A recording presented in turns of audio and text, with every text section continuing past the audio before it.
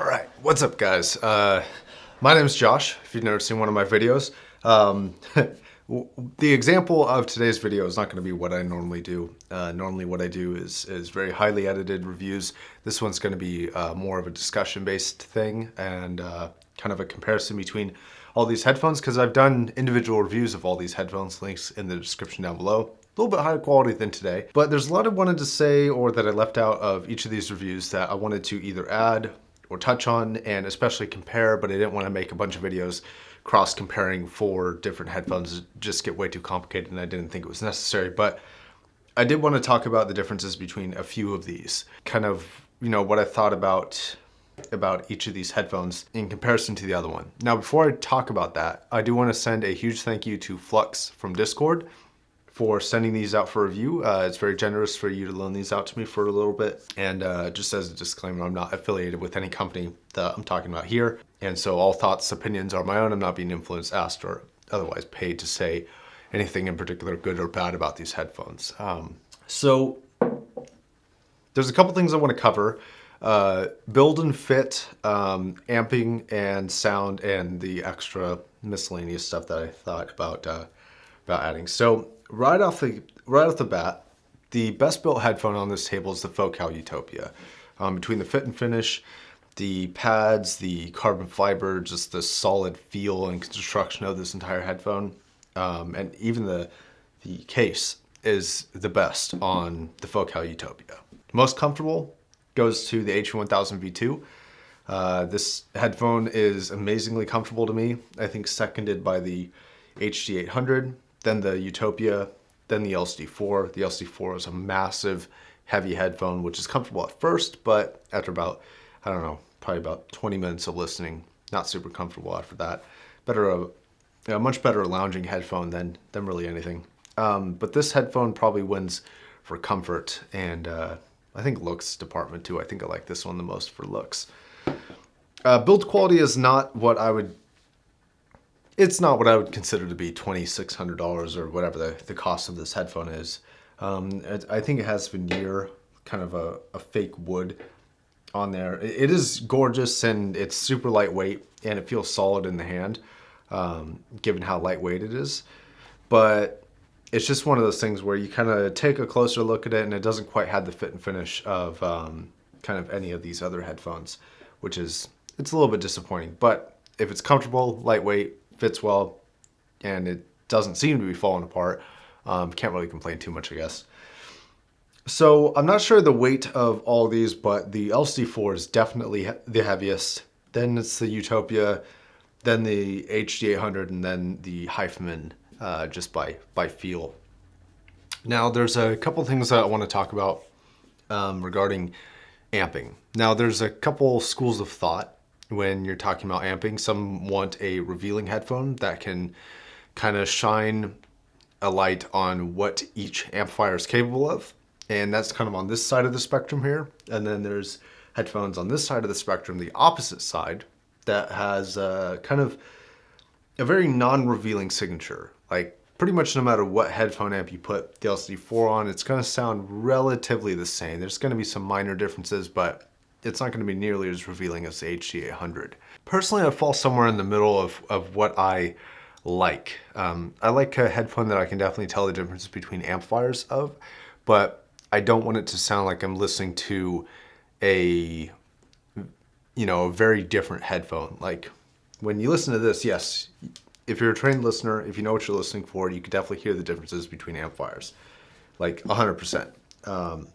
But if you're listening to the HD800, and you go from a Jotunheim to a dark tube amplifier or to a 1 amp or a THX, it's like listening to a headphone that has been tuned to sound different, like just completely tuned differently. Yes, it still sounds like the same headphone, but it's like listening to two completely different tunings of it.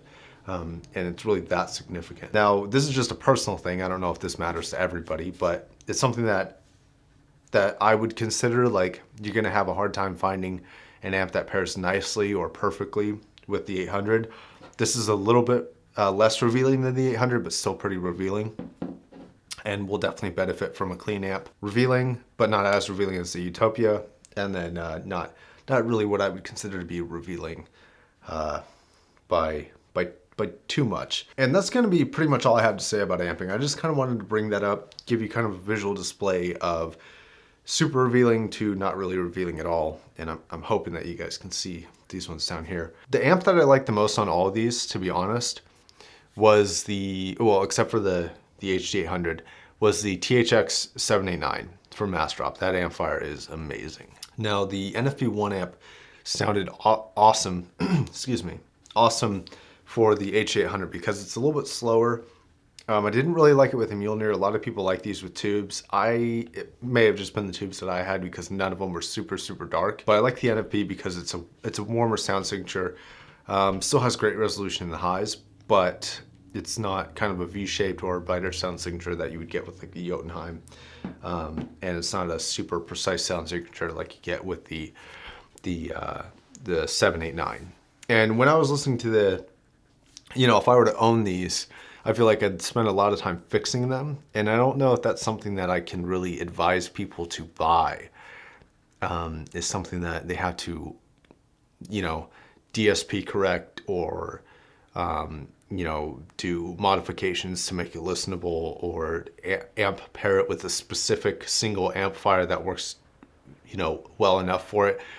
It's hard for me as a reviewer to recommend that. Some people are after that, like some people chase that kind of figuring out a way to make a headphone perfect. But I think for me, I don't think most people want to do that. I think people, especially when they spend thousands or multiple thousands of dollars on a headphone, I think it's reasonable to expect them to expect that headphone to sound just about perfect to what they want. Now, it may not be the sound signature that they like, though. Like, just because you're spending a lot of money on a headphone, especially a top-end headphone, doesn't mean you're going to get a sound signature you enjoy. In fact, that's kind of one of the things, I'll talk more about that in a second, but, you know, when you're spending $1,000 on a sound signature that you do like, let's say you love the UTOPIA, right? It's hard for me to say, well, get the UTOPIA and then do a bunch of different things and pair it with this specific amplifier and put some foam in the back, but it has to be exactly this thickness and this density. It's hard for me to say that because, quite frankly, I think that the higher you go, the less you should have to do that. Yes, you might have to do some trial and error, see if you can find a couple people to either loan or let you borrow or go and listen at an event or something to kind of find which sound signature you like. But when you're paying that much, it's like it should be probably exactly what you're seeking. For most people, you know, everybody's a little bit different. Some people like the chase of a good amplifier. Some people enjoy the, you know, the subtle differences between all the headphones that they have. Like the guy who owns all these is the same person. Obviously, he likes multiple different sound signatures, probably for different reasons, or just likes the difference between them, or depending on the song, maybe he even changes them out. I don't know. In general, it's hard for me to recommend a headphone that people are like, oh, you have to do this. And like a lot of the comments of people who enjoy these are like, oh, you got to hear it with this amplifier, or you got to hear it with this, you know, DSP correction, or with this modification on it, like doing the SDR mod or something like that. But I can't reasonably justify telling somebody to spend $1,000 on a headphone that they then have to go and modify to sound good. That's just not me. But you could like the general sound signature of this. That's perfectly fine. Just I don't, so it's hard for me to recommend. Now the UTOPIA, and what I was going to say earlier, is when you get into high-end headphones, I think it's a good idea for flagships to not try and do everything. And the reason why is because I think that when you have flagships that are unique, not just to your brand, but to the other flagships in the market, that's what really makes you stand out. Like the HD800 here, it stood out in the market through a bunch of flagships because it had a very specific sound signature. And like I said at the very end of that review, it makes the music sound like the headphone, not the headphone sound like the music. So the HD800 takes all the music coming in from all the directions, all the sources, everything, and kind of forces you to listen to the HD800, right? You don't really ever get lost in the music. You always feel like you're listening, or at least I don't. I always feel like I'm listening to an HD800. You know, I don't get lost in the the intimacy of a Sam Smith recording, or the crazy large dynamics of, you know, an entire orchestra, because I feel like I'm listening to the sound signature that this wants to offer. And that is bad for this specific case for my preference, but in general, it's good for a headphone to do that, because I think that when you're trying to find what sound signature you like, you want something that sounds exactly how you like it. That's why the LCD-4 got despite the price, it got a recommendation from me, because it has a specific sound. It's not trying to appease everybody. People who love this headphone are probably not going to like that one. Maybe you do. Maybe you can have that much of a different sound signature, but I think in general most will not. But for the right person, for the person who likes that sound signature, this is just about as good as you can get, and that's the point of a flagship. And the HE1000 here is kind of in the same boat, except what it does really well, and what people, I think, and granted it's double the cost, but people love the 800 for the soundstage, right? That's one of the key selling factors of it, is the soundstage.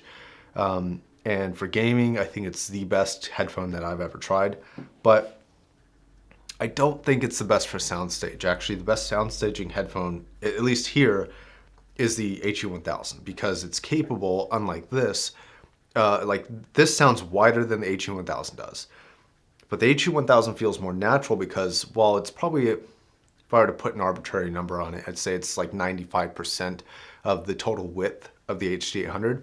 But the HD800 can only go like right here in terms of intimacy, right? It doesn't ever get super close. It's not like a 600 where it's like inside your head.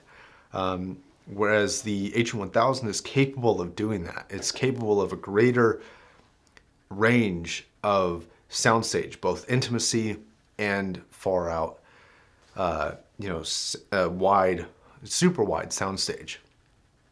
And so for that capability, I actually think, and again, double the cost, but I actually think the HE1000 is better for that than the HD800. And I actually really enjoy that more, and I think that's a bigger selling point. It's a larger sound, probably due to the driver size, because the sound just sounds like freaking vast and gigantic. And I think that kind of takes the cake away from, so to speak, from the HD800. They're different sound signatures. This one's a little bit brighter, a lot more clinical.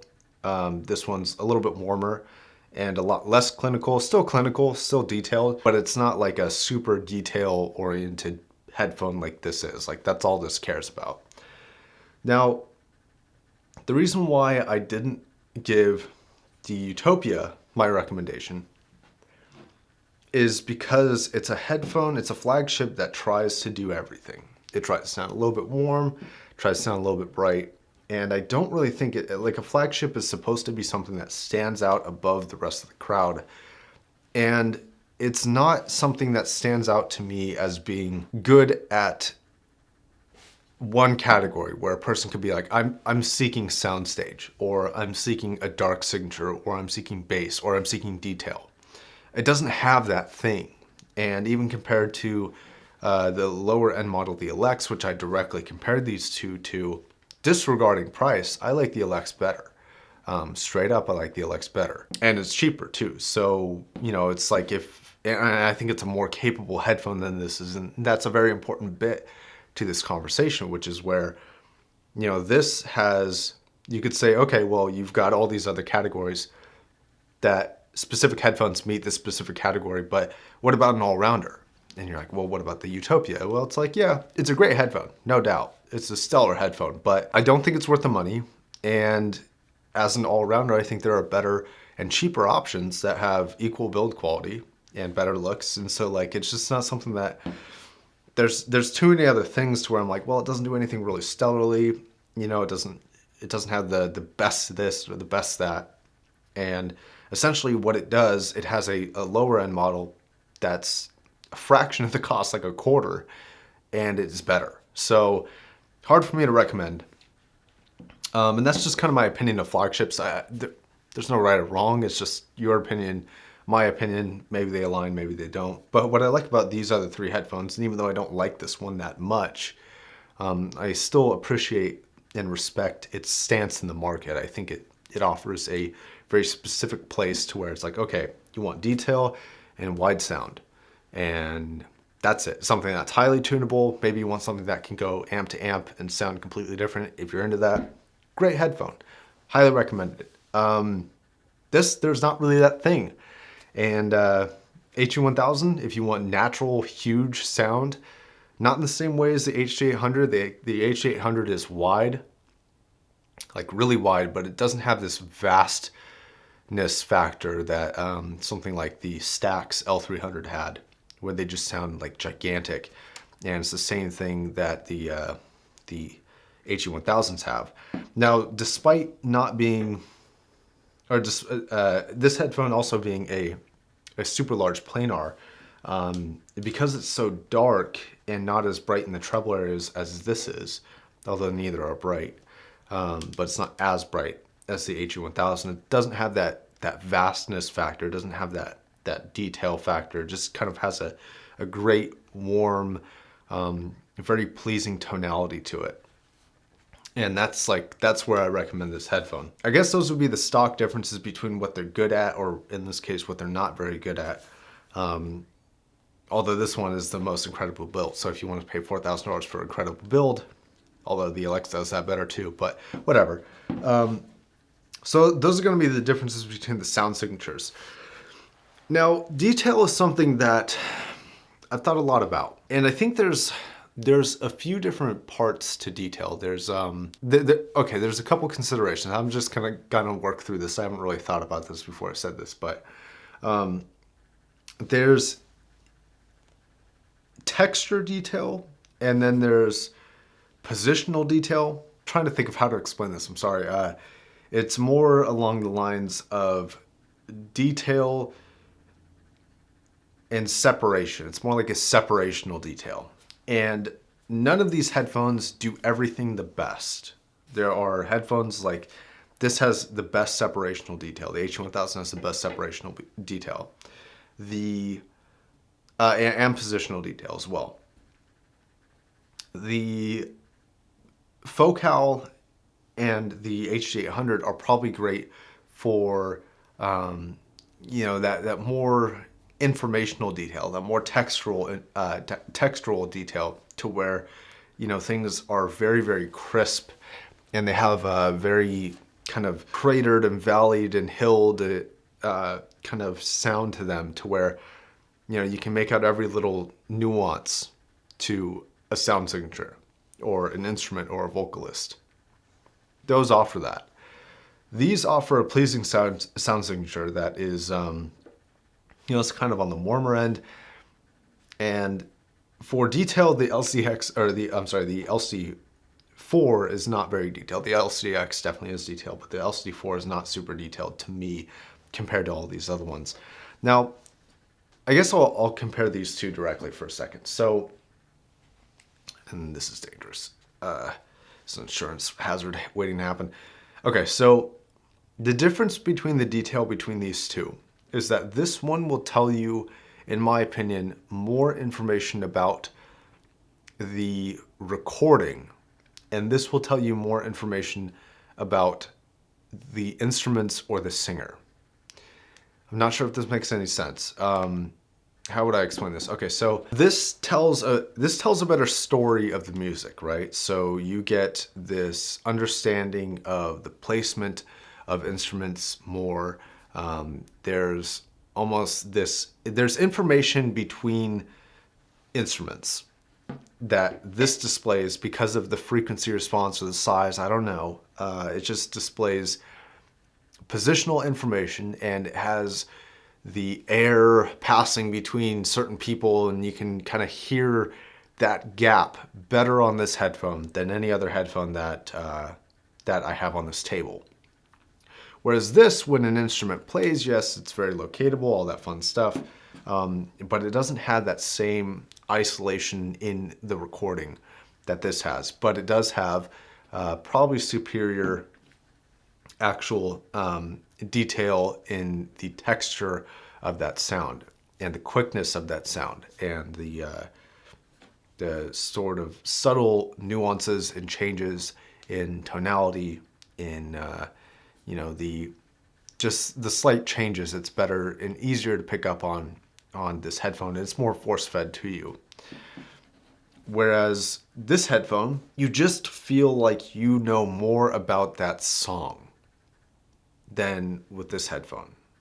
So like obviously you hear the lyrics, right? You understand the story of the song or what it's about. But there's a lot of information in that recording, if it's well recorded, that you don't always pick up on. Like, so with this headphone, everything kind of sounds wide. So if you listen to, two concert or concert hall recordings, right? Not a live concert, but like in a concert hall, they all kind of sound the same in terms of how wide they are, how round the delivery is, right? It's very far out, right? And you don't really get this feeling for, okay, I think it's that big. And I think this one is a little bit smaller, you know, regarding the two different recordings. Whereas this headphone tells you that information in a very obvious way. It's like, oh, okay, this is definitely big, but it's a lot closer. Whereas that is very, very far away. So there's a couple Mahler soundtracks at Mahler. And those soundtracks are great recordings, like really, really high quality stuff. And they're pretty far away, but they're not nearly as far away as one of my other testing songs, which is I can't remember if it's the Fighting Urukai or Fighting the Urukai, whatever, from the Lord of the Rings soundtrack. Spelled Urukai, spelled URUK-HAI, if you want to check it out. Excuse me. And that recording is incredibly far away. And honestly, on most headphones, it sounds like shit. It just doesn't sound very good. The dynamics are crazy. The room acoustics are not very obvious. And on this headphone, it just sounds far away, and that's pretty much it. Like, it doesn't sound great. But then on the HE1000 there, it's like a whole different thing. It's like all of a sudden the room comes alive. The space between the recording station or the microphone and the people playing the instruments is so vast and so far out, and there's so much space and air there. And that's just not something that I get with the HD800, and it's weird because it's a super wide, if not a wider headphone, but on certain recordings, it just doesn't tell you all the information about it. So yeah, I guess that'd be my quick little comparison between the soundstage of these headphones. Greatest bass on this table, LCD-4 by far. Second is probably the HE1000, then the UTOPIA, and then the HD800 doesn't really have great sub-bass performance, at least. Mid-range tonality is my voice and what I think it sounds like, and other people's voices that I've heard and what I think they sound like. I'd say that the Focal is probably the most accurate. HE1000 is probably the most enjoyable. Then the LCD-4, probably the least accurate between all of these, but very, very enjoyable. And then the HD800, it's very accurate towards tonality, but not towards the body or the thickness or the volume of a vocalist. Especially female vocals, they get really, really thin on that headphone. Kind of far away even when they shouldn't be, and that was a little bit disappointing. So I don't really like the vocals, even though tonally they're excellent, but just the thinness of them and the shape of them, not really a huge fan. Treble is hard. It's a clearer distinction between the UTOPIA and the HD800. Not vastly different, but in different categories they're a little bit brighter and a little bit quieter, just depending on which frequency and which headphone. And I would say a toss-up between the two. Well, actually, I take that back. The problem with again, problems. The problem with the HD800 is that it's got sibilants, and it's $1,000. And it shouldn't have sibilants. It just shouldn't have it. That's not an acceptable feature towards a, it's like buying a Ferrari that oversteers or a Lamborghini that understeers.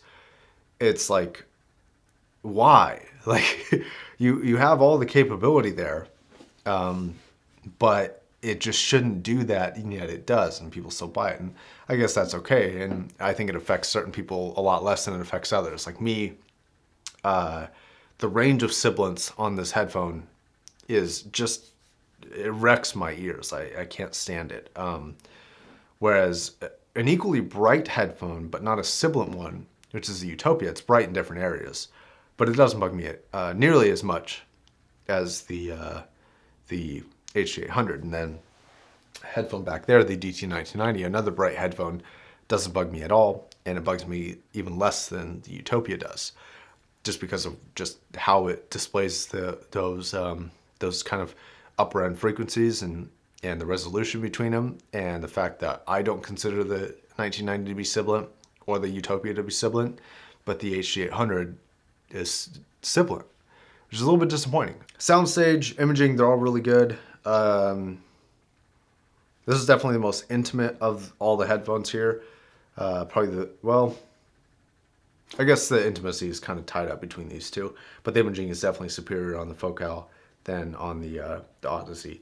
Like I said, the main selling point, and pretty much the major selling point, and one of the only selling points of the LCD-4 is just this super enjoyable tonality to it. It's not really class leading or industry leading in many other categories, but it does sound great. I think that's gonna wrap it up for sound. I guess all the other things are just like kind of either not that big of a deal, or you can't really think of any right now. I didn't write any. I only wrote build and amping and sound and extras down because I wanted to kind of just lay out some of the differences that I either forgot or didn't add in any of the reviews. But yeah, as of right now, I can't really think of anything else to add. So I think I'm gonna wrap it up. Sorry for like the 30 to 40 minute video here. I appreciate you guys watching. And stay tuned for more reviews in the future. I'm gonna send these back tomorrow. It's the last day with any of them. It's a little bit unfortunate, but yeah, it was a lot of fun. Thanks Gunflux for sending this out, and I'll catch you guys in Friday's video. All right, peace.